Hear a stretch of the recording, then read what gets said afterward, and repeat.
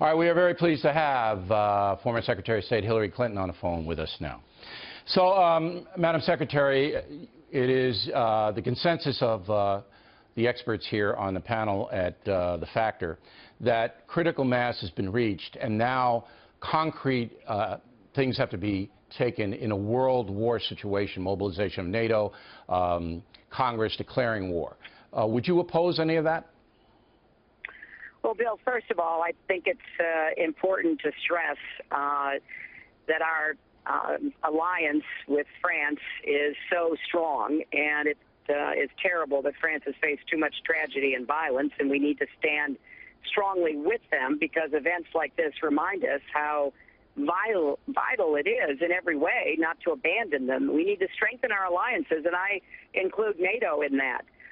We've got to do more to understand that this is a war against these terrorist groups, the radical jihadist groups. It's a different kind of war. We need to be smart about how we wage it, but we have to be determined that we're going to win it. Absolutely. And that's going to require working with other people. Now, as you know, after the Paris attack, President Hollande of France wanted to invoke Article 5 of the NATO Charter, which would declare war on the ISIS fanatics and perhaps other jihadists. Now I think that is going to come back again. Would you support that? Well, I have long called for NATO to be modernized, to take on the threat that terrorism poses in Europe, in Middle East, and even in our own country. So I would be very interested in working to determine how best to do that. One of my priorities is to launch an intelligence surge. We still do not have enough intelligence cooperation between our agencies and those in other countries, including in Europe, and we need to have a focal point. Why is that? I didn't know that. Why is that happening? Why don't we have the intelligence? Well, I'll tell you, in part because there has been a reluctance on the part of some of our friends in Europe to be as forthcoming in sharing information. For example, like airline passenger lists, I negotiated very hard with the Europeans to get much more information. We've gotten some. I'll give them that. But we don't yet have enough. In fact, in Europe, one of their problems has been, and they'd better address this, and it affects us too, they don't share enough information even across their borders.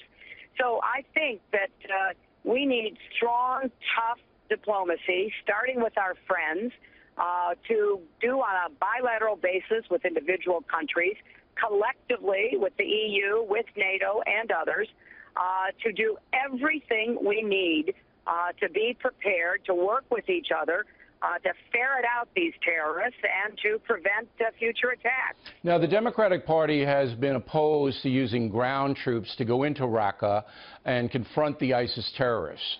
I think that has to happen. Most military experts agree with me. Where do you stand on that? Well, Bill, I think we should look at the progress we are making against ISIS. It is a dream of ISIS to pull American ground troops back NATO forces, it would be, not just American, NATO forces. Well, but anytime we use NATO, America has to lead. We were very grateful when our NATO allies came with us into Afghanistan and into other places, but let's not kid ourselves. America leads. And what we've seen, because of American troops, we have about 5,000 in Iraq. We have special forces operating in both Iraq and Syria. We have been able to get the Iraqis, the Kurds, and others to do a much better job of fighting. In fact, a lot of experts believe that as we take territory back, we are going to be poised for a very important attack on Mosul. As we take territory back from ISIS forces, they will try to engage in other terrorist attacks. Yeah, that's what they're doing now. Sure, that's what they're doing now. So we've got to go after their headquarters. We have to keep pushing them into a smaller and smaller territory so that we can take out their leadership, take out their infrastructure and do as much as possible to end territory. But don't you think the Syria world at this point, I think two things have to happen. Number one, President Obama has to call a summit meeting of all the Western countries, and ISIS has to be the focal point. We all have to join together. And number two, we have to make a statement. And the statement would be, we know they're in Raqqa, we know this is their headquarters, and that headquarters is 35 miles away from the Turkish border, a NATO ally, and we're going to come in, and that's not going to be their headquarters anymore. That's what I would do.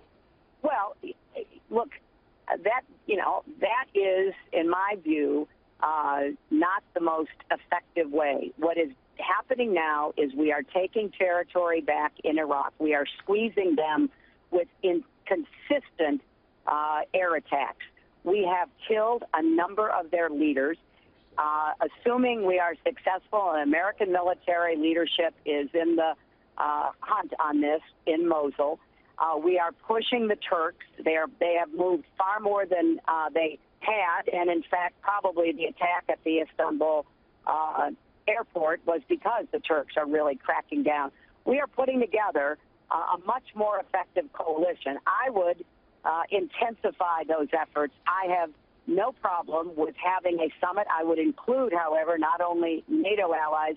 We've got great allies in the region who are holding the line for us, places like Jordan, like Israel, others who are really on the front lines themselves. Sure. No, I mean, I think everybody, every civilized nation.